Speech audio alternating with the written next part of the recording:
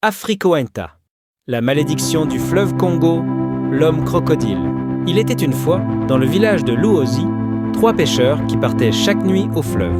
Mais malgré leurs efforts, leur filet revenait presque toujours vide. Un soir, l'un d'eux dit « Oh mes frères, et si nous allions voir un Nganga ? Lui seul peut nous donner la force d'attirer les poissons. » Les 3 hommes allèrent donc trouver le Nganga. Le guérisseur les regarda longuement, puis sortit un petit objet couvert de coquillages et de plumes. « Voici un Kizi. Avec lui, l'un de vous pourra se transformer en crocodile.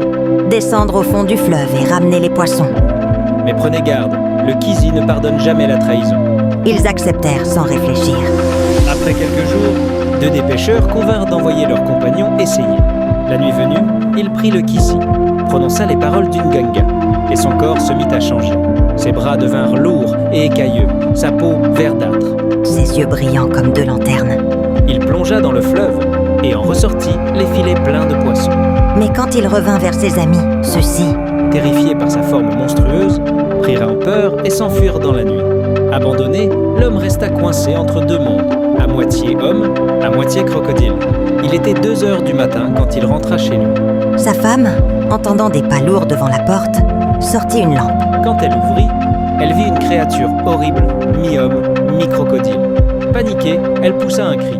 Alors, la créature parla d'une voix brisée. « N'ayez pas peur, je suis ton mari. » Mes amis m'ont trahi, et voici ce que je suis devenu. La femme tomba à genoux, les larmes aux yeux. Elle pleura, mais au lieu de fuir, elle serra son mari difforme dans ses bras. « Même si tu es ainsi, tu restes mon époux. » Le crocodile homme, ému, dit alors « Je ne pourrai plus jamais redevenir comme avant. » « Mais je ne veux pas que tu manques de nourriture. Chaque nuit, je viendrai du fleuve, et je t'apporterai du poisson. » Les années passèrent. Chaque soir, à la même heure, la femme l'attendait au bord de la rivière. Et lui, moitié homme, moitié crocodile, surgissait des eaux sombres, déposant des poissons encore frétillants. Tous les habitants de Luozi s'étonnaient. Comment cette femme a-t-elle toujours du poisson alors que nous mourons de faim ? Mais elle gardait le secret. Dans son cœur, elle savait qu'elle n'avait pas perdu son mari. Il était toujours là. Fidèle, prisonnier d'un sortilège cruel.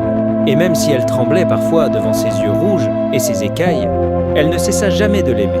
Ainsi naquit la légende de l'homme crocodile de Luozi, une histoire d'amour et de douleur où une femme pleura chaque nuit, mais ne manqua jamais de poisson.